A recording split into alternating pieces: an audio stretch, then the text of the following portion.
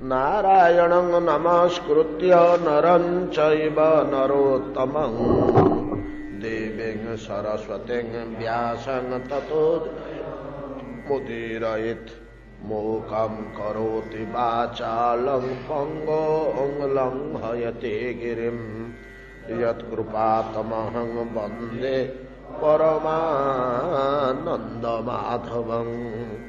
यत्कृपातमहं वन्दे परमानन्दमाधवं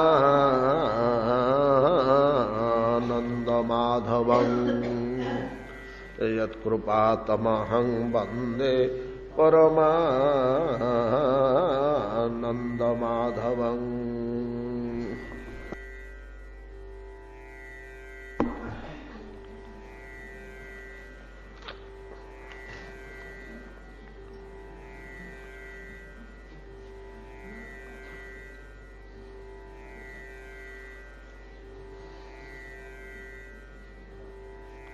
टंग पक्व खर्जूर जम्बुमात् गोपाले वृतोरन्तुं सबलः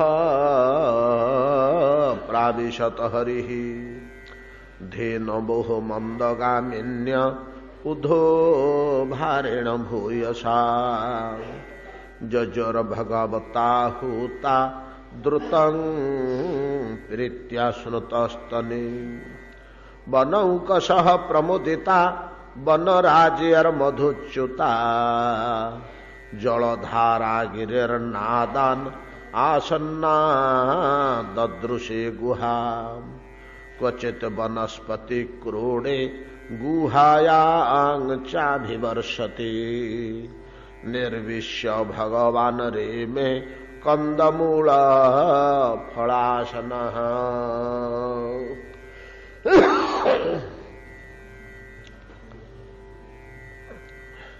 विचित्र वर्षा ऋतु अभिनव शोभा धरित्री देवींकर शरीर रे नूतन कुसुम किशलय लतिका प्रभृति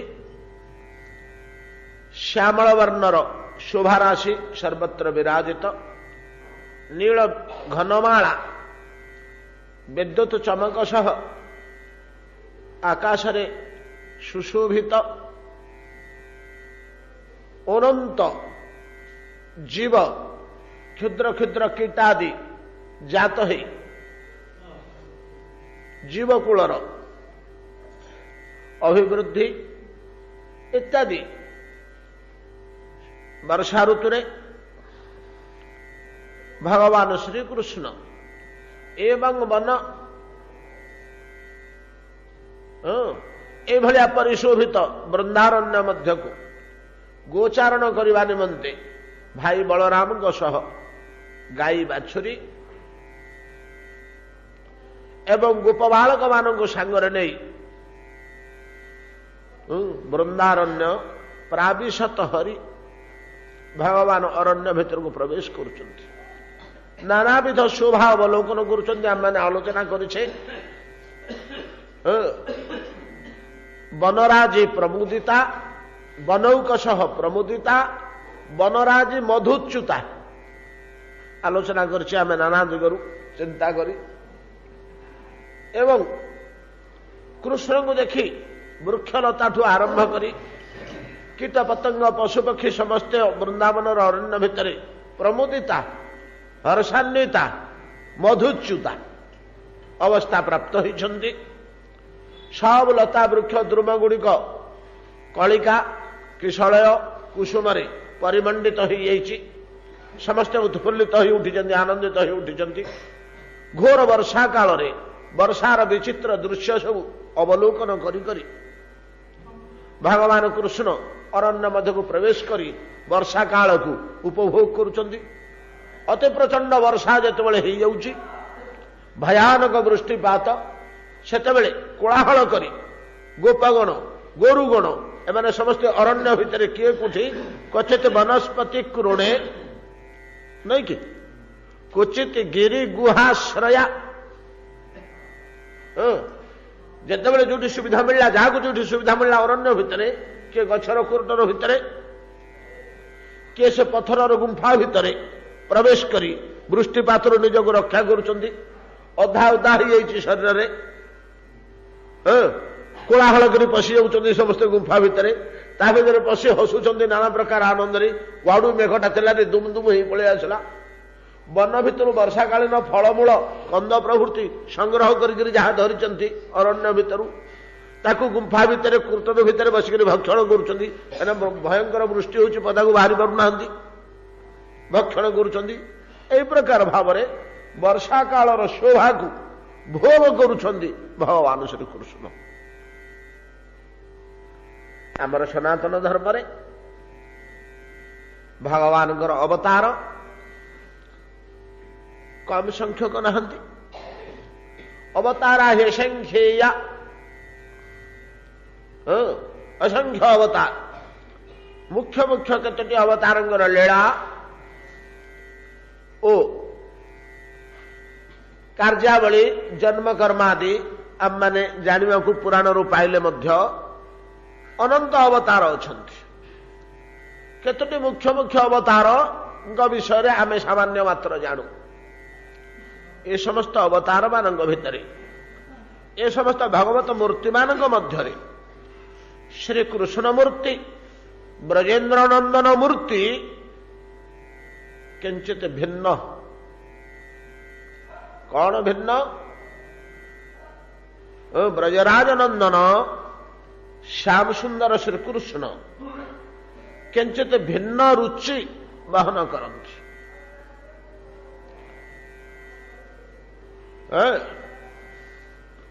जदियो श्रीकृष्ण को परतत्वर सीमा बोली कहुई भागवत मूर्ति मानकर अंतिम सीमा बोली भागवत निर्णय कले अनेक अवतार को उल्लेख करी क्रमान्वय गणना क्रमे 1 2 3 4 करी नंबरिंग करी गणना क्रमे अवतार गुड़िक कही कही 24 अवतार कथा नहीं कि परिशेष कहले भागवत एते चांस कला पुंस कृष्णस्तु भगवान स्वयं कृष्णस्तु भगवान स्वयं इंद्रारे व्याकुलं लोके मृडयन्ति जुगे जुगे एते चांस कला पुंस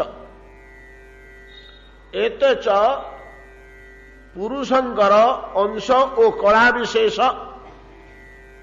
एते चांस कला पुंस पुंस पुरुषंकर पूर्णतमंकर पुरुष पूर्णतम पुरुषोत्तमंकर एते च अंश कला एते च पूर्वोक्त 24 अंश कला किंतु तू तू अच्छी तो खाली आम किमटा लगे दौचे किम तू कृष्ण तू कृष्ण किंतु भगवान स्वयं भगवान स्वयं से पुरुषोत्तम बा अंश कला कहार कृष्णर स्वयं भगवान एते चांस कला कृष्ण पुंस कृष्ण तु भगवान स्वयं व्याकरण भितर को जब पशिवे ये बड़ जटिल जिनस मान देखा मिले प्रथम रहा कृष्ण तापर रहा स्वयं भगवान एते चांस कला पुंस कृष्णस्तु भगवान स्वयं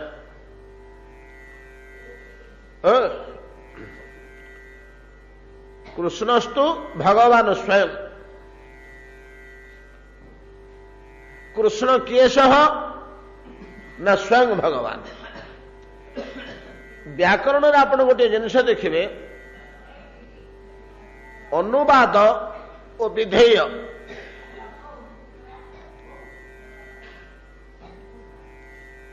व्याकरण स्पष्ट कहगला विधेय उल्लेख नकरी अनुवाद देले किछि अर्थ होए ना बुझा जाए ना जन लोक कहले ଶୁଣିବା ଲୋକ କିଛି ବୁଝିପାରେ ନା। ତେଣୁ ପ୍ରଥମେ ବିଧେୟ କହି ପରେ ଅନୁବାଦ କହିବାକୁ ହବ। ବିଧେୟ କଣ, ଅନୁବାଦ କଣ? ଯଦି କହେ ଏଇ ବିପ୍ର ପରମ ପଣ୍ଡିତ, ବିପ୍ରତ୍ୱ ପ୍ରଖ୍ୟାତ ତାର ପାଣ୍ଡିତ୍ୟ ଅଜ୍ଞାତ, ଚୈତନ୍ୟ ଚରିତାମୃତ କହୁଛନ୍ତି ବିଧେୟ ଅନୁବାଦ ଉପରେ। ଯଦି କୁହାଗଲା ଗୋଟିଏ ବାକ୍ୟ ଏଇ ବିପ୍ର ପରମ ପଣ୍ଡିତ, ଏଇ ବିପ୍ର, ମନ ଦେଇ ଶୁଣନ୍ତୁ, ଏଇ ବିପ୍ର ପରମ ପଣ୍ଡିତ, ତା ବିପ୍ରତ୍ୱଟା ସମସ୍ତେ ଜାଣିଛନ୍ତି, ବିପ୍ରତ୍ୱଟା ସମସ୍ତେ ଜାଣିଛନ୍ତି। ଏଇ ବିପ୍ର କହିଲେ ତାକୁ ବିପ୍ର ବୋଲି ସମସ୍ତେ ଚିହ୍ନନ୍ତି, କିନ୍ତୁ ତାର ପାଣ୍ଡିତ୍ୟ ଅଛି ବୋଲିକିରି ଜାଣନ୍ତିନି। ଏଇ ବିପ୍ର ପରମ ପଣ୍ଡିତ, ଇଏ ଆମ୍ବଟା ବଡ ମିଠା, ଆମ୍ବ ବୋଲି ସମସ୍ତେ ଏଟାକୁ ଜାଣୁଛନ୍ତି, କିନ୍ତୁ ମିଠା କି ନେଇ କେହି ଜାଣୁନାହାନ୍ତି। ତେଣୁ ମୁଁ କହିଦେଲି ଇଏ ଆମ୍ବଟା ବଡ ମିଠା, ଏଇ ପିଲାଟା ବଡ ଦୁଷ୍ଟ, ପିଲା ବୋଲି ସମସ୍ତେ ତାକୁ ଜାଣୁଛନ୍ତି, କିନ୍ତୁ ସେଟା ଦୁଷ୍ଟ ପିଲା ବୋଲି କେହି ଜାଣୁନାହାନ୍ତି। କଣ ବୁଝିପାରିଲେ ନା? ବିଧେୟ ହେଲା ପ୍ରଥମ। ତେଣୁ ବିଧେୟ କହି ପର ଅନୁବାଦ କହିବାକୁ ହୁଏ। ଠିକ ତଦ୍ରୂପ ନନ୍ଦନନ୍ଦନ କୃଷ୍ଣଙ୍କୁ ସମସ୍ତେ ଜାଣନ୍ତି। କୃଷ୍ଣସ୍ତୁ ଭଗବାନ ସ୍ୱୟଂ, ତାର ସ୍ୱୟଂ ଭଗବାନତ୍ୱଟା ସମସ୍ତେ ଜାଣନ୍ତିନି। ଯେମିତି ବ୍ରାହ୍ମଣ, ଏଇ ବ୍ରାହ୍ମଣ ବଡ ପଣ୍ଡିତ, ଏଇ ବ୍ରାହ୍ମଣ ଜଣେ ଭଲ ପଣ୍ଡିତ, ଏଇ ପିଲାଟା ବଡ ଦୁଷ୍ଟ, ଏ କଥା ଆମେ କହିଲା ବେଳକୁ ତାର ପିଲା ବୋଲିକିରି ସମସ୍ତେ ଜାଣନ୍ତି ଏଟା ପିଲାଟା ବୋଲି, କିନ୍ତୁ ଭଲ ପିଲା କି ଦୁଷ୍ଟ ପିଲା ଏ କଥା କିଏ ଜାଣନ୍ତିନି। ତେଣୁ ଆମେ ଜଣେଇ ଦେଲୁ ଯେ ଏଟା ଦୁଷ୍ଟ ପିଲା। ତଦ୍ରୂପ ଶାସ୍ତ୍ର କହୁଛନ୍ତି କୃଷ୍ଣସ୍ତୁ ଭଗବାନ ସ୍ୱୟଂ, କୃଷ୍ଣଙ୍କର କୃଷ୍ଣତ୍ୱଟା ସମସ୍ତେ ଜାଣନ୍ତି, ନନ୍ଦନନ୍ଦନ କୃଷ୍ଣ। କିନ୍ତୁ ଯେ ସ୍ୱୟଂ ଭଗବାନ, ଅନ୍ୟାନ୍ୟ ଅବତାର ଗୁଡ଼ିକ ଯାହାର ଅଂଶ କଳା, ଏକଥା କେହି ଜାଣନ୍ତିନି। ତେଣୁ ଶାସ୍ତ୍ର ଏଟାକୁ ଜଣେଇ ଦେଉଛନ୍ତି, ଏତେ ଚାଂଶ କଳା ପୁଂସ କୃଷ୍ଣସ୍ତୁ ଭଗବାନ ସ୍ୱୟଂ। ଏ 24 ଅବତାର ଭିତରେ ଯେତେବେଳେ 1 2 3 4 କରି ଗଣା ହେଇ ଆସିଲା, 1 2 3 4 କରି ଗଣା ହେଇ ଆସିଲା ନାଇଁ କି, ସେତେବେଳେ ତତ୍ଵ ଅଷ୍ଟାଦଶେ ଜାତ ସତ୍ୟବତ୍ୟାଙ୍ଗ ପରାଶରାତ, ସପ୍ତଦଶେ ଜାତ ସତ୍ୟବତ୍ୟାଙ୍ଗ ପରାଶରାତ ଚକ୍ରେ ବେଦ ତରୁର ଶାଖା ଦୃଷ୍ଟା ଲୋକଳ୍ପ ମେଧେଶମ। 17 ନମ୍ବରରେ ଆସିଲେ ବ୍ୟାସ, 18 ନମ୍ବରରେ ଆସିଲେ ଦଶରଥ ନନ୍ଦନ ଶ୍ରୀରାମ, 19 ନମ୍ବରରେ ଆସିଲେ ବଳରାମ, 20 ନମ୍ବରରେ ଆସିଲେ ଶ୍ରୀକୃଷ୍ଣ। ବର୍ଣ୍ଣନା ଅଛି, ଆମେ ଯଦି ଖୋଲିକରି ଦେଖିବା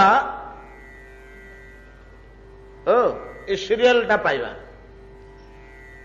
ଆରେ ତାହେଲେ ଅଂଶକଳା ବୋଲି ଯୋଉ 24 ଜଣଙ୍କୁ ନିର୍ଦ୍ଦେଶ କରାହେଲା, ତା ଭିତରେ ତ କୃଷ୍ଣ ଅଛନ୍ତି। ଇଆଡେ ତାଙ୍କୁ ପୂର୍ଣ୍ଣ ବୋଲି କଣ କହୁଛ?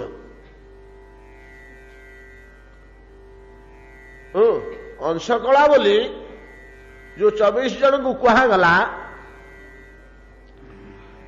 ଏତେ ଚାଂଶ କଳା ପୁଂସ ଏତେ ଚ ଅଂଶ କଳା ପୁଂସ, ସେ ଭିତରେ ତ କୃଷ୍ଣ ରହିଲେ।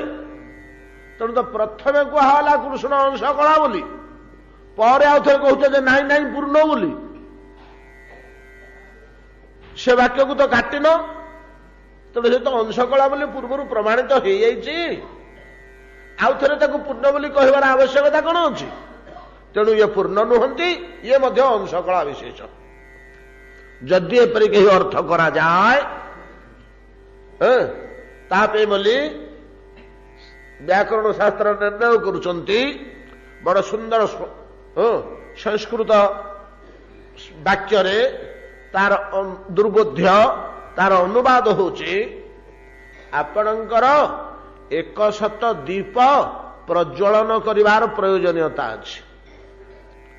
100 ଦୀପ ଯେତେବେଳେ ପ୍ରଜ୍ୱଳନ କରିବା ପାଇଁ ଘୃତ, ଦୀପ, ବଳିତା ସବୁ ଆପଣ ସଜେଇକିରି ଥୋଇଦେଲେ, ନାଇଁ କି, ଗୋଟିଏ ଦୀପ ଜଳେଇକିରି ଆଣିଲେ, ସେ ଗୋଟିକ ଦ୍ୱୀପରୁ ଅନ୍ୟ ଦ୍ୱୀପ ମାନଙ୍କୁ ଜଳେଇଲେ।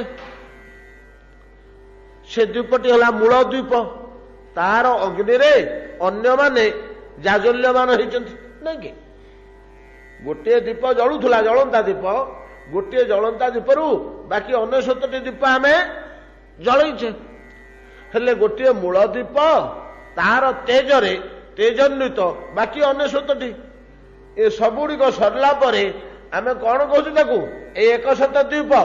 100 ଦ୍ୱୀପ ଭିତରେ ମୂଳ ଦ୍ୱୀପ ଯେପରି ଗଣନା ହଉଛି, ଅଥଚ ତାର ଠାରୁ ସମସ୍ତେ ଜ୍ୟୋତିର୍ମାନ ହେଇଛନ୍ତି। ବୁଝିପାରିଲେ ନା?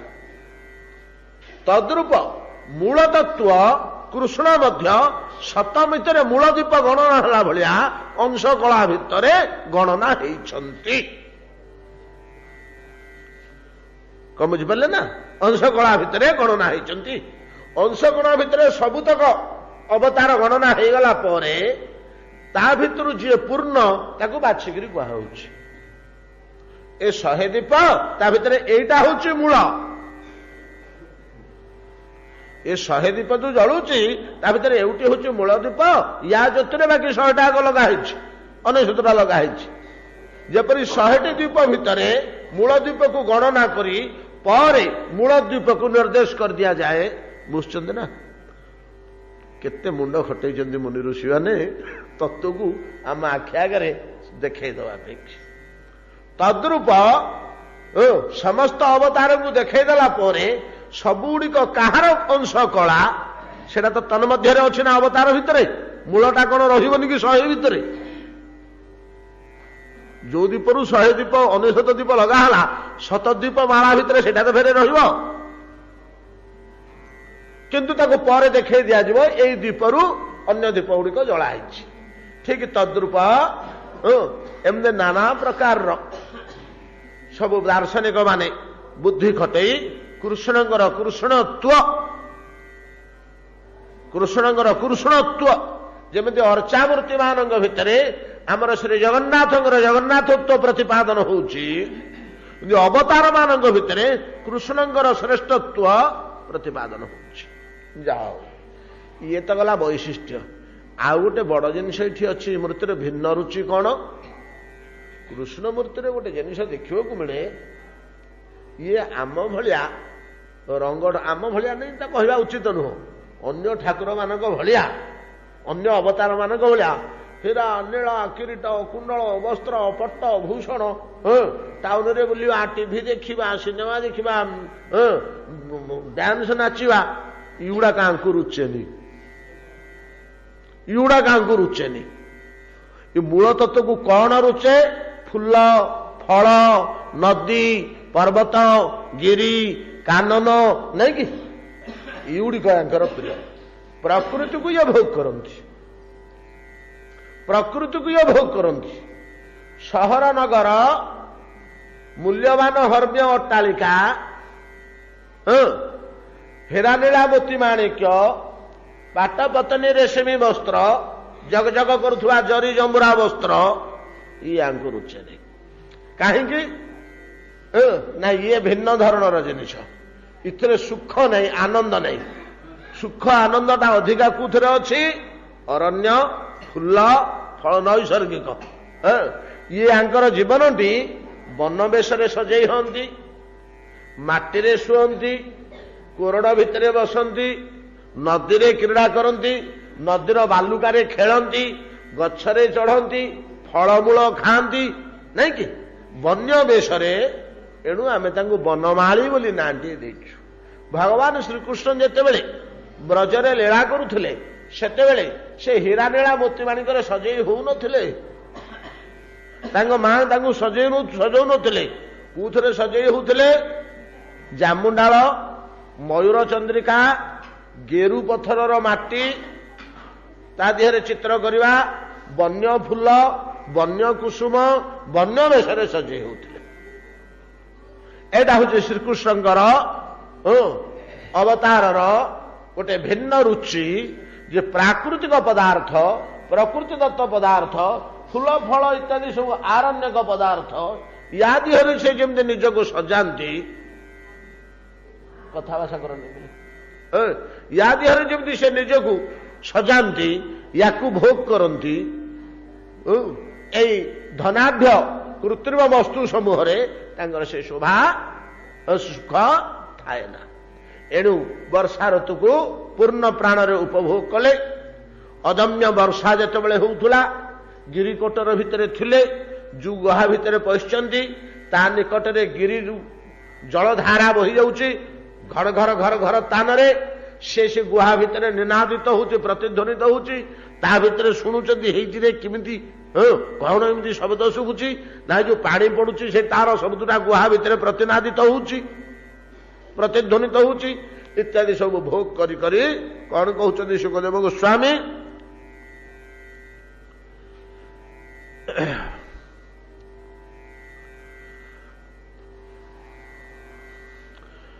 ଜଳଧାରା ଗିରିର ନାଦାତ ଆସନ୍ନା ଦଦୃଶେ ଗୁହା।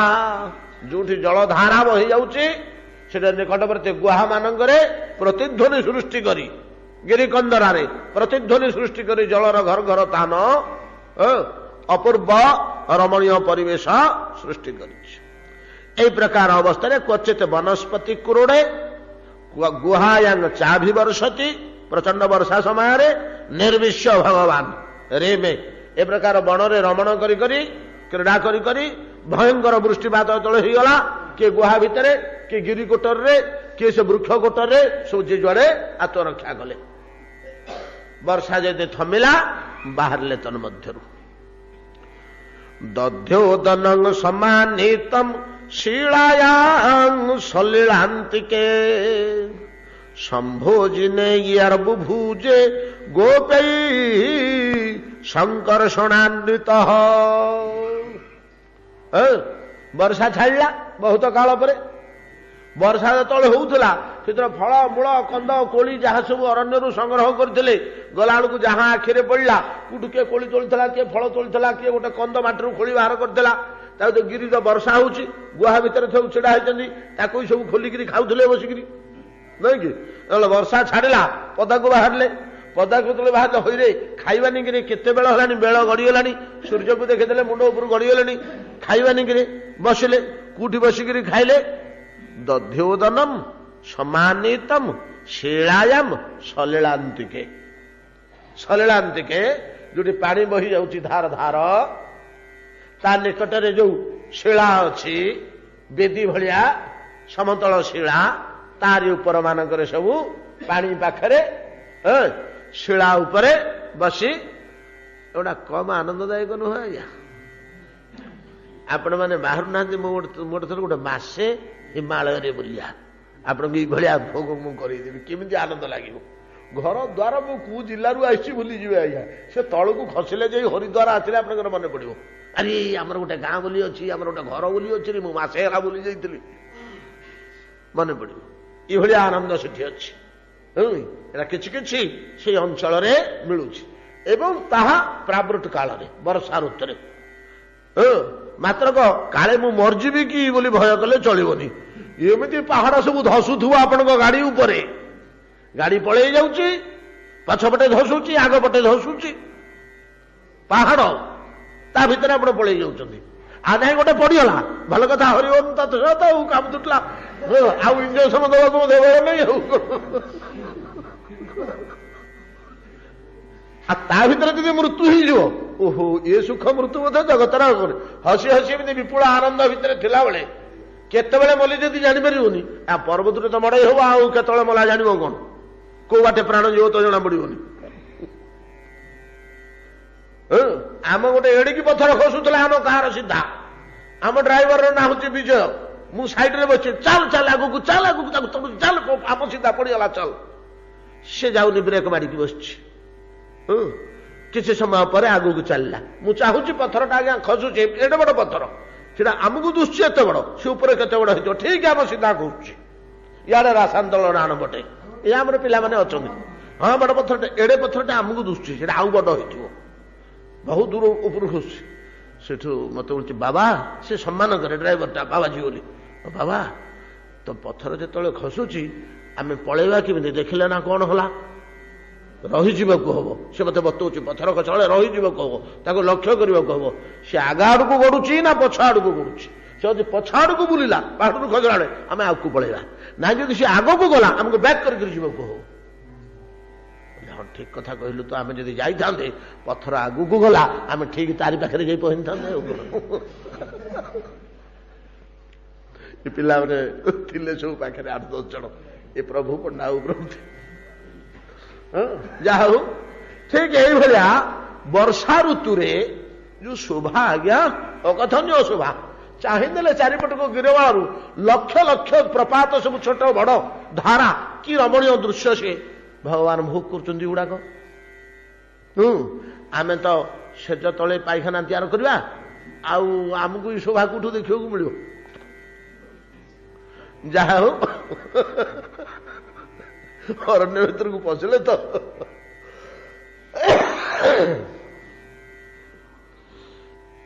ଯେତେବେଳେ ଅରଣ୍ୟ ଭିତରୁ ଭଗବାନ ବାହାରିଛନ୍ତି କୋହର ଭିତରୁ, ଶିଳା ସମୀପେ ଜଳାଶୟ ଜଳଧାରା ନିକଟରେ ବିସ୍ତୀର୍ଣ୍ଣ ଶିଳାରାଶି ମାନଙ୍କ ଉପରେ ଗୋପ ବାଳକ ମାନଙ୍କ ସହର ବସି ସମ୍ମାନିତ ଘରୁ ସାଙ୍ଗରେ ଆଣିଥିବା ଦଧ୍ୟୋଦନମ ଦହି ଭାତ ମା ମାନେ ସବୁ ପୁଡ଼ିଆ ବାନ୍ଧିକରି ଯାହା ଦେଇଛନ୍ତି, ଦଧ୍ୟୋଦନ ସମ୍ମାନିତମ ଶିଳାୟାଙ୍ଗ ସଲିଳାନ୍ତିକେ ସମ୍ଭୋଜିନେଇ ବୁଭୁଜେ ସମ୍ଭୋଜନେଇ ସମ୍ଭୋଜନକାରୀ ମାନଙ୍କ ସହ ବସିକରି ଭୋଜନ କରୁଥିଲେ ଭଗବାନ। ସମ୍ଭୋଜନକାରୀ କଣ ହୋ? ସମ୍ଭୋଜନ କରି ବୋଇଲେ ଯେଉଁମାନଙ୍କ ସାଙ୍ଗରେ ବସି ଭୋଜନ କରିବା କଥା। ସମ୍ଭୋଜନୀୟ ବ୍ୟକ୍ତି କିଏ? ଗୋଟେ ବଡ ଭୋଜି ହଉଛି, ରଜାହର ଭୋଜି, ସବୁ ପାଟକର ଲୋକ ଆସିଛନ୍ତି। ଏ ବ୍ରାହ୍ମଣ ମାନେ ସେପଟେ ବସିଲେ ନାଇଁ କି, ସେ କେବଳ ବ୍ରାହ୍ମଣ ମାନେ ବସିବେ, ତା ଭିତରେ ଆଉ କାହାକୁ ପଶିବେନି।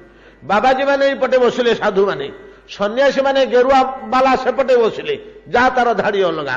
ବୈଶ୍ୟ ମାନେ ଏପଟେ ବସିଲେ, ଆଉ କିଏ କୋଉ ପଟେ ବସିଲେ ନାଇଁ କି, ଯାହାର ତାର ସବୁ ଅଲଗା ଅଲଗା ପନ୍ଥୀ ଅଛି ନା, ଆଉ କାହା ଭିତରେ କିଏ ପଶିବେ କି? ସେମାନଙ୍କୁ ସମ୍ଭୋଜନୀୟ କୁହନ୍ତି, ଯାହାଙ୍କ ସାଙ୍ଗରେ ବସି ଭୋଜନ କରାଯାଇ ପାରିବ। ଅସମ୍ଭୋଜନୀୟ କିଏ? ଅନ୍ୟ ଶ୍ରେଣୀର ଲୋକ, ସେ ଆମ ଭିତରେ ପଶିବେନି। ତମେ ବାବାଜୀ ମାନଙ୍କ ଭିତରେ ଗୋଟେ ବ୍ରାହ୍ମଣ କଣ ପଶିବ? ବ୍ରାହ୍ମଣ ଦଳକୁ ଯାଉନ? ଯେମିତି ଆମେ କହୁଛେ ଠିକ ସେଇଭଳିଆ ସମ୍ଭୋଜନୀୟ ଯାହାଙ୍କ ସହିତ ବସିକିରି ଭୋଜନ କରିବା କଥା, ସ୍ୱଜାତି ସମବୟସ୍କ ଏବଂ ସମାନ ସ୍କନ୍ଦ ବ୍ୟକ୍ତି, ଏମାନଙ୍କ ସହ ବସି ଭଗବାନ କଣ କରୁଛନ୍ତି ନା ସମ୍ଭୋଜନେଇ ବସି ଭୋଜନ କରନ୍ତି। ବୁଭୁଜେ ଗୋପେଇ ଶଙ୍କର୍ଷଣାନ୍ୱିତ, ବଳରାମଙ୍କ ସହ ବସି ମା ଦେଇଥିବା ଦଧି ଭାତ ଶିଳା ଉପରେ ଜଳଧାରା ସମୀପରେ ବସି ଭୋଜନ କରୁଛନ୍ତି। ବର୍ଷା ଶେଷରେ ଦଧ୍ୟୋଦନ ସମ୍ମାନିତମ ଶିଳାୟାଙ୍ଗ ସଲିଳାନ୍ତିକେ ସମ୍ଭୋଜନେୟାର ବୁଭୁଜେ ଗୋପୈ ସଂକର୍ଷଣାନ୍ୱିତ ସାଧବୋଳ ପରିସମ୍ବିଶ୍ୟ ଚର୍ବତୋ ମିଳିତେ କ୍ଷଣାନ ତୃପତାନ ବୃଷାନ ବଚ୍ଛତରାନ ଗାଂଶ୍ଚ ଶୋଧଭରାଶ୍ରମା। କଣ ହେଇଛି? ସାଧବଳ ପରିସମ୍ବିଶ୍ୟ ଚର୍ବତୋ ମିଳିତେ କ୍ଷଣାମ। ଇଏ ତ ବସି ପଡ଼ିଲେ ଖାଇବା ପାଇଁ କି ନାଇଁ କି, ହାତ ମୁହଁ ଧୋଇ ସବୁ ପତର ପୁଡ଼ିଆ ଫିଟେଇ ବସିକିରି ଖିଆ ପିଆ କଲେ ଶିଳା ଉପରେ ଖାଇକିରି ପାଣି ଫାଣି ପିଇବେ, ହସ ଖୁସି ଗପସପ ଟିକେ କରିବେ, ଆଉ ଟିକେ ବସିବେ, ଉଠିବେ, କଣ ବୁଣ ହେବେ। ଏଇ ସମୟଟା ଗାଈ ବାଛୁରୀ ମାନେ କଣ କରିବେ? ସେ ତ ତାଙ୍କର ଚରୁଥିଲେ, ସେମାନେ ସବୁ କଣ କରୁଛନ୍ତି ନା ପେଟ ଟିକେ ଲେଖେ ଖାଇ ଦେଇଛନ୍ତି। ବର୍ଷା ଦିନ ତ, ତୃଣ ପତ୍ର ଅଭାବ ନାହିଁ କୋଉଠି ହେଲେ, ସହଜ ଅରଣ୍ୟ, କଣ କଣ ଡାଳ ପତ୍ର ଖାଇଛନ୍ତି, ଘାସ ପ୍ରଚୁର କରି ଚରିଛନ୍ତି। ଆଉ ନିକଟକୁ ଆସିକିରି ପାଣି ଜଳଧାରା ପାଖରେ ପାଣି ଟିକେ ଟିକେ ପିଇଦେଲେ। ବାଳକମାନେ ଯେତେବେଳେ ଖାଇବାକୁ ବସିଲେ, ସେମାନେ ସବୁ ଚାରିପଟକୁ ଚାହିଁଦେଲେ, ଯୋଉଠି କଅଁଳିଆ ମଖମଲ ଗଦି ଭଳିଆ ସବୁ କଅଁଳ କଅଁଳ ଘାସ ହେଇଛି ପଡିଆ, ସାଧବଳ ପରି ହରିତ ବର୍ଣ୍ଣର କୋମଳ ତୃଣମଣ୍ଡିତ ଲନ। ଆଉ କଣ ଆମେ ଯାକୁ ଆଜ୍ଞା ନେଚୁରାଲ ଲନ୍ ଆପଣ ଦେଖିବେ ହିମାଳୟରେ, ନେଚୁରାଲ ଲନ୍।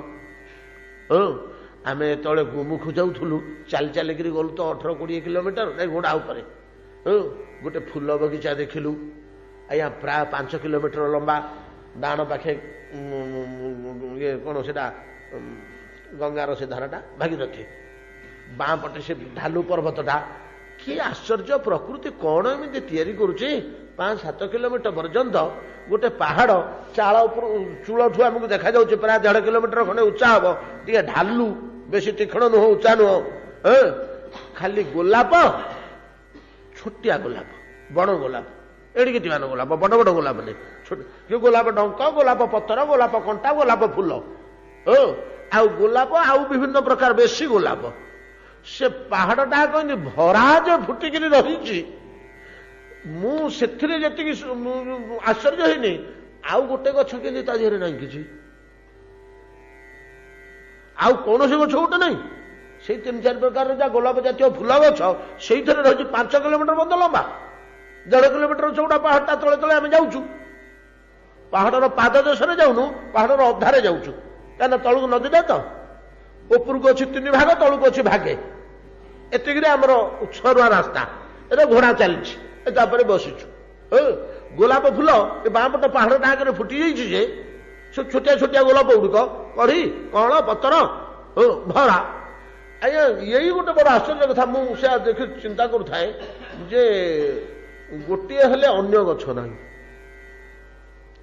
मुझे खोजु थाए ता भर गोटे ये अलग जंगल तो फूल गछ साथ आउ गोटे गछ कौन मिल कि नहीं बड़ गछ तो प्रश्न उठुनी छोट गछ नहीं केवल से फूल गछ जहाँ देख कढ़ी फूल भरी आ कंटा जातीय सब गुड़ाक शुणी देखा पाइनि हेमकुंड साहिब बोली गोटे अच्छी हेमकुंड साहिब बोले पंजाबी मान गोटे गुरु नानक नाम हन गुरु नानक जो सिद्धि लाभ करते शिख मानकर हेमकुंड साहिब बोली कहती सेटा हिमालयर बहुत उच्चरे गोटे से बाटर गला पुणी आज्ञा इमिटी फूल बण विभिन्न जातीय फूल बण कौटी क्यों प्रकार फूल प्रकृति केमी गुड़ाक तैयारी करुच्ची केते कुली मूलिया धरी केते करी सजे गुड़ा केते खर्च करेंगे नेचर जदि आपे न कर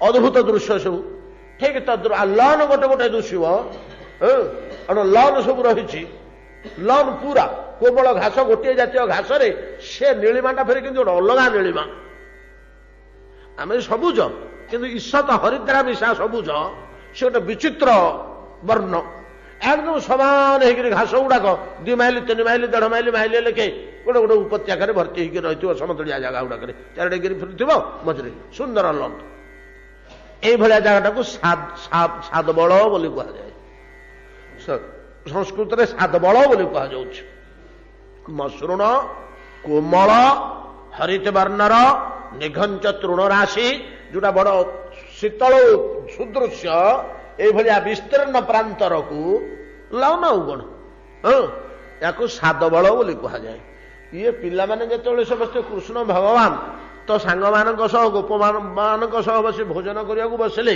गाई बाछुरी षंढ गुड़ाक कौन कले ना पुंजे पुंजे तो पेटे पेटे खाई पेट भर्ती होती कले कले पानी पीदेले पानी पी देकर से लॉन भीतर को पलैले से सादबल पड़िया प्रांतर भीतर को से सब शोई पड़े टे विश्राम कले एम तो सब खाई बसिले से आउ कौन करेंगे से कथा तो क्या सरी से शोले शोक पेट पकड़ शोक मुंड को उठे किए कान को तलू करुच्ची किए उपरକୁ करुच्ची माछीटे बसिले किए लांज हल्कि झाड़ी दौर आखि की बंद कर मुह को टेकी निरंतर पाकुड़ी कर लगी आ कौन कर पार्टी चलती मेसीन चलला भाया आ जोड़ा गिड़ी जोड़ा उद्गार कर पाकुड़ी कर रोमंथन करेंगे से दृश्यटी गोरु मैंने शोकरी केमी कर समस्ते कहते सुखदेव गोस्वामी सादबल परिसंविश्य संविश्य भर्ती ही से पड़िया सुंदर लॉन रे सादबल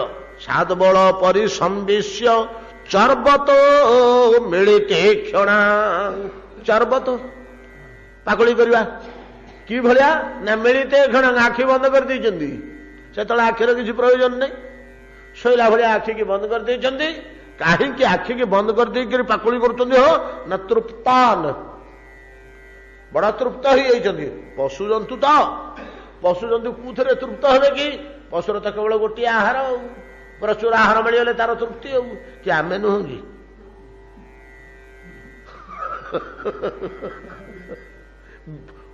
ଆମେ ମଣିଷ ସମାଜ ଭିତରେ ଆମେ ପୁରୀବାଲା, ଆମେ ତ ବେଶୀ ପଶୁ ଆଉ, କାହିଁକିନା ଆମର ମୁଖ୍ୟ ସେଇଟା ଆଉ।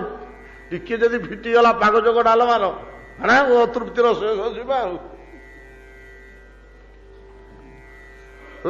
ତୃପ୍ତାନ ବହୁ ଭୋଜନରେ ପରିତୃପ୍ତ ପଶୁଗଣ, ଗୋବୃଷାଦି ପଶୁଗଣ ସାଦବୋଳ ପରିସମ୍ବିଶ୍ୟ ଚର୍ବତ ମିଳିତି କ୍ଷଣମ୍। ମୁହଁକୁ ଟେକି ଦେଇଛନ୍ତି, ଆଖିକି ବନ୍ଦ କରିଦେଇଛନ୍ତି, କାନକୁ ଠିଆ ଠିଆ କରିଦେଇଛନ୍ତି, କେତେବେଳେ ଟିକେ ପକେଇ ଦଉଛନ୍ତି, ପାକୁଳି ଚାଲିଛି ଚକ୍ଷୁ ବନ୍ଦ କରି। ତୃପ୍ତାନ ପରମ ତୃପ୍ତିରେ ଶୋଇଛନ୍ତି। ଶାନ୍ତିର ଶେଷ ସୀମା, ତୃପ୍ତିର ଶେଷ ସୀମା ଭୋଗ କରୁଛନ୍ତି ସେମାନେ। ସାଦବଳ ପରିସମ୍ବିଶ୍ୟ ଚର୍ବତ ମିଳିତେ କ୍ଷଣାନ ତୃପ୍ତାନ ବୃଷାନ ଷଣ୍ଢ ବତ୍ସତରାନ ବାଛୁରୀ, ଗାଙ୍ଗଶ୍ଚ ଗାଈ, ଗାଈ ବାଛୁରୀ ବୃଷଭ ସମସ୍ତେ। ତୃପ୍ତାନ ବୃଷାନ ବତ୍ସତରାନ ଗାଙ୍ଗଶ୍ଚ ସୁଧଭରାଶ୍ରମା। ବିଶେଷ କରି ଗାଈ ଗୁଡାକ ଶୀଘ୍ର ଶୋଇପଡ଼ିଛନ୍ତି, କାହିଁକି ନା ଓଧଭରାଶ୍ରମା। ତ ବର୍ଷା ଋତୁରେ ପ୍ରଚୁର ତୃଣ ପାଇ ବହୁତ ଦୁଗ୍ଧ ଥିବାରୁ ସେମାନଙ୍କ ସ୍ତନରେ ଓଧ ସ୍ତନ ପ୍ରଚୁର ଥିବାରୁ ଭାର ସହ୍ୟ କରି ନ ପାରି ଶୋଇପଡ଼ିକରି ପାକୁଳି କରୁଛନ୍ତି। ସାଦବଳ ପରିସମ୍ବିଶ୍ୟ ଚର୍ବତ ମିଳିତେ କ୍ଷଣାନ ତୃପ୍ତାନ ବୃଷାନ ବତ୍ସତରାନ ଗାଙ୍ଗଶ୍ଚ ସୁଧଭରାଶ୍ରମା। ପ୍ରାବୃତ ଶ୍ରିୟଂ ଚତାଙ୍ଗ ବୀକ୍ଷ ସର୍ବଭୂତ ମୁଦାବହାଂ ଭଗବାନ ପୂଜୟାଂଶ୍ଚକ୍ରେ ଆତ୍ମଶକ୍ତ୍ୟପବୃହିତା। ଭଗବାନ କୃଷ୍ଣ ସେ ଶିଳା ଉପରେ ଭୋଜନ କରୁ କରୁ ପାଟିରେ ଦହି ଅନ୍ନ ଟିକେ ପୂରେଇ ଚତୁର୍ଦିଗକୁ ଚାହିଁ ଦେଉଛନ୍ତି। ଗିରିଶୃଙ୍ଗ, ଜଳଧାରା, ଜଳପ୍ରପାତ, ବୃକ୍ଷଲତାରେ ପରିପୂର୍ଣ୍ଣ ନିଘଞ୍ଚ ନୀଳବର୍ଣ୍ଣ, ବିସ୍ତୃତ ପ୍ରାନ୍ତର ନୀଳିମା ଶୋଭିତ, କୋଉଠି ହରିଦ୍ରାବର୍ଣ୍ଣ, କୋଉଠି କି ପ୍ରକାରର ପୁଷ୍ପ ମଣ୍ଡିତ, କୋଉଠି କଳିକା ଭର୍ତ୍ତି ହେଇଛି, କୋଉଠି ନାଲି ନାଲି ପତରରେ ଲତା ଗୁଡ଼ିକ ଶୋଭା ପାଉଛି, କୋଉଠି ଭ୍ରମର ମାନେ ଗୁଣଗୁଣ ଆବାଜ କରି ବୁଲୁଛନ୍ତି, କୋଉଠି ପଲ୍ଲେ ମୟୂର ଉଡ଼ି ପଳେଇକିରି ବସି ପଡୁଛନ୍ତି ଲତାମାନଙ୍କ ଉପରେ, ବୃକ୍ଷମାନଙ୍କ ଉପରେ, ଇଆଡ଼େ ଗୋରୁମାନେ ଶୋଇକରି ନିଶ୍ଚିନ୍ତରେ ପାକୁଳି କରୁଛନ୍ତି। ଚତୁର୍ଦିଗରେ ଏକ ଅପୂର୍ବ ସୁଷମା, ଅପୂର୍ବ ଶୋଭା।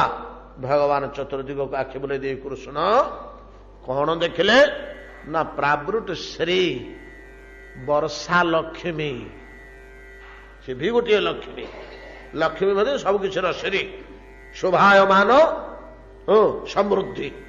ବର୍ଷା ଋତୁର ଶ୍ରୀ ଶୋଭା ମନୋହରତା ଦୃଷ୍ଟି ପକାଇ ଦେଇ ଭଗବାନ କଣ କରୁଛନ୍ତି ନା ଚିନ୍ତା କରୁଛନ୍ତି। ଆହା, ଏ ବର୍ଷା ଋତୁ ସର୍ବଭୂତ ମୁଦାବହାନ, ସମସ୍ତଙ୍କୁ ଆନନ୍ଦ ଦଉଛି, ପ୍ରାଣୀ ମାତ୍ରେ ସମସ୍ତଙ୍କୁ ଆନନ୍ଦ ଦଉଛି। ବର୍ଷା ଋତୁଟା ସମସ୍ତଙ୍କୁ ଆନନ୍ଦ ଦଉଛି। ବୃକ୍ଷଲତା, କୀଟପତଙ୍ଗ, ପଶୁପକ୍ଷୀ, ସରୀସୃପ, ଜଳଚର, ଆକାଶଚର, ମାନବ, ଏ ଯୋଉ ସବୁ ଶ୍ରେଣୀ ରହିଛି, ବର୍ଷା ଋତୁଟା କାହାକୁ ଅସୁଖ ଦଉଛି? ସମସ୍ତେ ସୁଖୀ, ଜଳଚର ସୁଖୀ, ଆକାଶଚର ସୁଖୀ, ସମସ୍ତେ ତ ପ୍ରଚୁର ଖାଦ୍ୟ ପାଉଛନ୍ତି, ସେମାନଙ୍କର ତ ବଂଶବୃଦ୍ଧି ଘଟୁଛି। ଆଉ କଣ ବହୁ ପରିମାଣରେ ବଢୁଛନ୍ତି। ଉପବୃହିତାମ୍, ବର୍ଷା ଋତୁଟା ଯଦି ଠିକ ହେଇଗଲା, ଆମେ ସେଦିନ ସୂଚନା ଦେଇଥିଲେ ନା, ଅନ୍ୟ 6ଟା ଋତୁ ଠିକ କାମ କରିବାକୁ ବାଧ୍ୟ। ବର୍ଷା ଋତୁଟା ଯଦି ଠିକ ହେଇଗଲା, ଭଲ ବର୍ଷା ହେଇଛି, ଅନ୍ୟ 6ଟା ଋତୁ ଭଲ ହେବାକୁ ବାଧ୍ୟ। ବର୍ଷା ଋତୁ ଯଦି ଦୁର୍ବଳ ହେଇଗଲା, ଅନ୍ୟ 5ଟା, 6ଟା ତ ନାହିଁ, ଅନ୍ୟ 5ଟା ଋତୁ ସେ ଦୁର୍ବଳ ହେଇପଡ଼ିବେ, ଦୁର୍ବଳ ହେଇଯିବେ। ବର୍ଷା ଯଦି ପ୍ରଚଣ୍ଡ ହେଇଛି, ତାପରେ ଶରତ ଋତୁର ଶୋଭା ତଦ୍ରୂପ, ଯୁଆଡେ ଦେଖିବ କାଶତନ୍ନି କୁସୁମ, ହଁ, ଯୁଆଡେ ଦେଖିବ ନିର୍ମଳ ଜଳରାଶି, ଯୁଆଡେ ଦେଖିବ ସଫରୀ ଶ୍ରେଣୀ, ମାଛ ବେଙ୍ଗ କଇଁଛ ଭର୍ତ୍ତି ହେଇଥିବେ, ବର୍ଷା ଭଲ ହେଇଛି। ଯୋଉଟା ଶରତ ଋତୁର ଶୋଭା, ଯୁଆଡେ ଦେଖିବ କୁମୁଦ କୁସୁମ କଇଁ ଫୁଲ ଫୁଟିଛି ଚତୁର୍ଦିଗରେ, ବିଭିନ୍ନ କୋକନଦ ନୀଳୋତ୍ପଳ ଭର୍ତ୍ତି ହେଇଯିବ। କାରଣ ଯୋଉଠି ପାଣି ଟିକେ ପାଇଲେ ସେଠି ହେଲା, ଆଉ କଣ ବର୍ଷା ହେଲେ ତ ପାଣି ଭର୍ତ୍ତି ହବ। ଶରତ ଋତୁ, ହେମନ୍ତ ଋତୁର ଶିଶିର ପାତ କାକର ତାର ମୁଖ୍ୟ ଓ ଶସ୍ୟଶାଳିନୀ ପୃଥିବୀ ହେମନ୍ତ ଋତୁର ଫଳ ଦବ ଶସ୍ୟ ମାନେ। ବର୍ଷା ଋତୁଟା ଯଦି ଜୋର ହେଇକିରି ହେଇଛି ତାହେଲେ ଗୋଟା ସବୁ ହବ। କାକର ପଡି ସବୁ ମୁକ୍ତା ପିନ୍ଧିଲା ଭଳିଆ ଫଳ ଫୁଲ ମାନେ ଦୁଷୁଥିବେ, ଶସ୍ୟଶାଳିନୀ ହେଇଥିବ। ଶୀତ, ବର୍ଷା ଯଦି ଜୋର କିରି ହେଇଛି ଶୀତଟା ସେଇ ହିସାବରେ ହବ। ଶୀତ ଯଦି ହେଲା, ଭୂମିରେ ଜଳ ଧାରା ରହିଛି, ବର୍ଷା ହେଇଛି, ବସନ୍ତର ପଲ୍ଲବତା, ସବୁ ଗଛ ପଲ୍ଲବୀ ଯିବେ। ଆଉ କଣ ବସନ୍ତ ଋତୁ, ଋତୁରାଜ ବସନ୍ତ। ଆଉ ପାଞ୍ଚଟା ଋତୁ ଯଦି ଠିକ ହେଲା, ଗ୍ରୀଷ୍ମ ଋତୁର ମଧ୍ୟ ଠିକ ହବ। ଗ୍ରୀଷ୍ମ ଋତୁର ତାପଟା କଥା ଏଠି କୁହାଯାଉନି। ଆମ୍ବ ପନସାଦିକ ଗ୍ରୀଷ୍ମ ଋତୁର ତାଳ ଖର୍ଜୁର ପ୍ରଭୃତି ଫଳ, ବର୍ଷାଟା ଯଦି ଜୋର ହେଇଛି ତାହେଲେ ସେଗୁଡା ହବ। ଯଦି ବର୍ଷା ନାହିଁ ତାହେଲେ ଗୁଡାକ ସବୁ ଆଉ ଭଲ ପଡିବେନି। ତେଣୁ ଉପବୃହିତ ସମଗ୍ର ବିଶ୍ୱ ଶକ୍ତିଶାଳୀ ବଳଶାଳୀ ହେଇଯାଏ, ସମସ୍ତ କାଳ ଶକ୍ତିଶାଳୀ ହେଇଯାଏ, ସମସ୍ତ ଋତୁ ମାନେ ବଳବାନ ହେଇଯାଆନ୍ତି ଯଦି ବର୍ଷା ଋତୁ ଠିକ ହେଲା। ଯଦି ବର୍ଷା ଋତୁ ଠିକ ହେଇଗଲା, ବଳଶାଳୀ ହେଇଛି, ସମସ୍ତେ ଅନ୍ୟ ଋତୁ ମାନେ ସମସ୍ତେ ବଳଶାଳୀ। ଏ ସବୁ ଗୁଡାକୁ ଭଗବାନ ବିଚାର କରୁଛନ୍ତି ଆତ୍ମଶକ୍ତି ଉପବୃହିତ। ଏଗୁଡା ସବୁ ମୋରି ଶକ୍ତି, ଏଗୁଡା ସବୁ ମୋରି ଶକ୍ତି ନାଇଁ କି? ଇଏ ଯେତେ ସୁନ୍ଦର, ସହଜ, ମନୋହର, ଲଳିତ, ସ୍ନିଗ୍ଧ, କମନୀୟତା, ଯାହା କିଛି ଆମେ ଭଲ ଜିନିଷ ପାଇବା କି ମନ୍ଦ ଜିନିଷ ପାଇବା, ଏଗୁଡାକ ସବୁ ଭଗବତ ଇଚ୍ଛା, ଭଗବତ ଶକ୍ତିରେ ଚାଳିତ ହଉଛି ନା ଆଉ କଣ? କିଏ ତା ଶକ୍ତିଠୁ ଅଲଗା କି? ତେଣୁ ଆତ୍ମଶକ୍ତି ଉପବୃହିତ, ନିଜ ଶକ୍ତି ଦ୍ୱାରା ପରିପୁଷ୍ଟ ବର୍ଷା ଋତୁ, ସର୍ବ ଋତୁର ମୂଳ ଓ ଶକ୍ତିବର୍ଦ୍ଧକ କୁ ଦେଖି ଦେଇକରି ଚତୁର୍ଦିଗରେ ଭଗବାନ ଶ୍ରୀକୃଷ୍ଣ ଦଧ୍ୟୋଦନ, ଓଦନ କହିଲେ ଭାତ, ଦହି ଭାତ ଭୋଜନ କରୁ କରୁ ଯେତେବେଳେ এই ଚତୁର୍ଦିଗକୁ ଅରଣ୍ୟ ରାଶି, ତୃଣଭୂମି, ଜଳଧାରା, ଗିରିଶୃଙ୍ଗ, ଲତିକା ଶ୍ରେଣୀ, ଦ୍ରୁମରାଜି ଏଗୁଡାକ ଯେତେବେଳେ, ତାପରେ ଏ ଗୋରୁମାନଙ୍କର ପରିତୃପ୍ତ ନିମିଳି ତୀକ୍ଷଣ ଏବଂ ରୋମନ୍ଥନ ପ୍ରକ୍ରିୟା, ଏଗୁଡାକ ସବୁ ଦେଖିଦେଇ ଚତୁର୍ଦିଗରେ ଏଡେ ଖୁସି ହେଇଯାଇଛନ୍ତି, ଏଡେ ଆନନ୍ଦିତ ହେଇଯାଉଛନ୍ତି ଭଗବାନ ନିଜେ କୃଷ୍ଣ। ପ୍ରାବୃତ ଶ୍ରିୟମ, ବର୍ଷା ଲକ୍ଷ୍ମୀ, ବର୍ଷାର ଶୋଭା, ବର୍ଷାର ଶ୍ରୀ, ବର୍ଷା କାଳର ଶ୍ରୀ। ପ୍ରାବୃତ ଶ୍ରିୟମ ଚଙ୍ଗ ତାଙ୍ଗ ବୀକ୍ଷ, ବୀକ୍ଷ ଦେଖି, ବୀକ୍ଷ ସର୍ବଭୂତ ମୁଦାବହାଂ। ଭଗବାନ ପୂଜୟାଂ ଚକ୍ରେ, ଏ ବର୍ଷା ଋତୁକୁ ପୂଜା କଲେ। ପୂଜା କଲେ ଅର୍ଥାତ୍ ପ୍ରଶଂସା କଲେ। ପୂଜା କହିଲେ ସମ୍ମାନ କରିବା, ପ୍ରଣାମ କରିବା, ସ୍ୱାଗତ କରିବା, ସ୍ତବସ୍ତୁତି କରିବା, ସବୁ ଗୁଡାକ ପୂଜା ଭିତରେ ଯାଉଛି। ଏଗୁଡାକୁ ସବୁ ପୂଜା କୁହାଯାଏ। ପୂଜୟାଂ ଚକ୍ରେ, ପ୍ରଶଂସା କଲେ, ସ୍ତୁତିଗାନ କଲେ ମନେ ମନେ, ଏବଂ ଆର ମୁହୂର୍ତ୍ତରେ ସଂକୁଚିତ ହେଲେ ଯେ ଆତ୍ମଶକ୍ତି ଉପବୃହିତ, ଏଗୁଡାକ ମୋରି ଇଚ୍ଛାରେ ହେଇଛି, ମୋରି ତେଜରେ ହଉଛି, ମୋରି ଶକ୍ତିରେ ହେଇଛି। ଏଥିରେ ଯଦି କିଛି ବଡ ପଣିଆ ଥାଏ ତାହା ମୋର। ପ୍ରାବୃତ ଶ୍ରୀଅଙ୍ଗ ଚତାଙ୍ଗ ବୀକ୍ଷ ସର୍ବଭୂତ ମୁଦାବହାମ୍। ଭଗବାନ ପୂଜୟାଙ୍ଗ ଚକ୍ରେ ଆତ୍ମଶକ୍ତ୍ୟୋପବୃହିତାନ୍। ଏବଂ ନିବସତୋ ତସ୍ମିନ୍ ରାମ କେଶ ବୟୋରବ୍ରଜେ। ଶରତ ଶରତ ସମଭବତ ବ୍ୟଭ୍ରା ସ୍ୱଚ୍ଛାମ୍ବ ପରୁଷାନୀଳା। ଏବଂ ଏହି ପ୍ରକାର ଭାବରେ ରାମକେଶବୟୋ, ରାମକୃଷ୍ଣ ବ୍ରଜେ, ବ୍ରଜରେ, ନିବସତୋ ସତାଂ, ବାସ କରୁଥିବା କାଳରେ, ବର୍ଷା ଋତୁରେ ଏଇଭଳିଆ ପୂର୍ବୋକ୍ତ ପ୍ରକାରେ ବର୍ଷା କାଳକୁ ଯେତେବେଳେ ଭୋଗ କରୁଛନ୍ତି ଅରଣ୍ୟ ମାନଙ୍କରେ ବିଚରଣ କରି, ହଠାତ୍ कौन हला ना शरत समभवत ओल्हे आसला धड़ धड़ धड़ धड़ पदक्षेप ओल्हे आसला किए से शरत जमीका छात उपर ओल्हे आसते सीढ़ी देकरी जड़े वरिष्ठ व्यक्ति मच मच मच मच शब्द सुबुधाए दुम दुम कर ओल्हे आसती सेमतिका शरत ऋतु ओल्हे आसला शरत समभवत कि भलिया शरत हो ना व्यभरा विहीन अभ्रा जा अभ्रा मेघा आकाश रे टिके मेघ नहीं गड़े आम सब पिलादिने पढ़ु यार अनुवाद शिशु श्रेणी सारे गोटे बाड़ी धरिक घोषु था सत्यवादी मास्टर मोर मन पड़ू शरत काल जलद माल नील गगने भासे कदपाथरे बरसा झरे एबे अशीण मासे मोर मन अच्छे शिशु श्रेणी पाठ बाटी धरिक घोष गाँव छिड़ा होकर ना एक गोड़िया ठिया करी अति सुंदर शरत कालर वर्णना शरत काल जलद माल नील गगने भासे जहा हो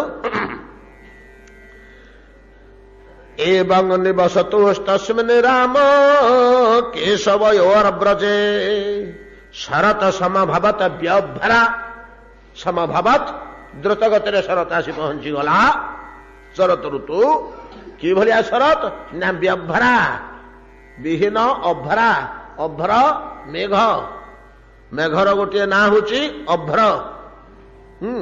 तो व्यभरा मेघ विहीन निर्मल आकाश व्यभरा स्वच्छाम्बु आउ कौन शरतर लक्षण आकाश रे मेघ नथिव शरत ऋतुर लक्षण स्वच्छाम्बु वर्षा दिने वर्षा 2 मास तमाम शरत पूर्वरु इमिति गोलिया पानी नईकूलिया लोकंर लुगापटा जो कोचट होकर थाए जो मानकर अन्य किसी आसरा नहीं नदी जल केवल व्यवहार करिए वर्षा दिन एत मोटा नहीं कि अति गोलिया पानी ता भीतर काठी कुटा केते भासी आसुव से पानी की आनी ताकू नाना प्रकार कौशल करी से माटी जो तलू बसो उपरू टे ढालिक निम्र पानी खाइबे पीबे आ से पानी रे थरे बुड़ीकी पलि आसिले गामुछा आज्ञा आ से ठीक छाल भाया रहा आमर अनुभव होती शालिया नदी बुड़ी बुड़ी पिला दिने बाणपुर गोलिया पानी गिल्ल सारेणी नाना प्रकार बण फल सब भासी आसुव आजिकल तो बण ना वर्षा कुठू आसो बढ़ी कुठू आसो फल कुठू आसो शुखिला फल सबू फल तार मंजी झड़िक बण होता सेगुड़ा सब बढ़ी विभिन्न प्रकार विचित्र मंजी सब आनिक पिला मैंने खेलती जहा हो ए प्रकार जो जल से गोलिया पानी मोटा मोटा चाहा भाया जी देखा सी बर्तमान कौन है स्वच्छ ये हूँ शरतर गोटे लक्षण व्यभरा अभ्रविहीना मेघविहीन आकाश एवं अंबु जल स्वच्छ आउ कौन अपुरुष अनिल अनिल वायु अपुरुष अपुरुष कौन हो ना अपुरुष कहले कौन कि ना वर्षा तले भयंकर भाव में पवन बहुला वर्षा से प्रचंड भाव में बहिक मेघ को ठेली नौला से पौरुषानिल बुझिपारे ना तार पौरुष देखा वर्तमान जो पवन बहुची शरत काल से पौरुष से दाम्भिकता से दर्प तार आउरु ना आउ कौन नापरी सुलसुलिया पवन बहुची पतर टिके हले नहले उड़े सुखे लुगा टिके हले नहले देहरे बाजिगले एमती आनंद लगुच अपुरुषानिड़ा सुंदर शस्य राशि उपरे लहड़ी खेली जाऊची से भयंकर प्रचंड प्रभंजन आउ ना बतास जो बहुला वर्षा दिने आउ ना अतएव शरत कालर लक्षण कौन ना मंद मृदु मलय तुल्य मृदु पवन निर्मल जलराशि जलाशय मानक पुष्प पोखरी तराग नदी प्रभृति एवं मेघ विहीन तारका खचित सामुंडिया भलिया साम्याना भलिया आकाश मुक्ता खचित साम्याना भलिया आकाश देखा जाउछि शरत काल शरत काल शरत चंद्र शरदात एवं निवसतु तस्मिन् राम केशवयोर ब्रजे शरत समभवत व्यभ्रा स्वच्छाम्ब परुषा नीला। समय बोधे ହେଇଗଲାଣି 15-16 ହେଇଗଲାଣି ଏତିକିରେ ଥାଉ। ଶରତ ଋତୁଟା ଆରମ୍ଭ ହଉଛି ଏକ୍ଷଣି। ୟାର 10-15ଟା ତାର ତ 24ଟା ଶ୍ଲୋକ, ୟାର 10-15ଟା କେତେଟା ଶ୍ଲୋକ ଅଛି ଆସନ୍ତାକାଲି ଆଲୋଚନା କରିବା। ଆସନ୍ତାକାଲିଠୁ ଏତିକିରେ ଆଜି ଭାଗବତ ବିଶ୍ରାମ।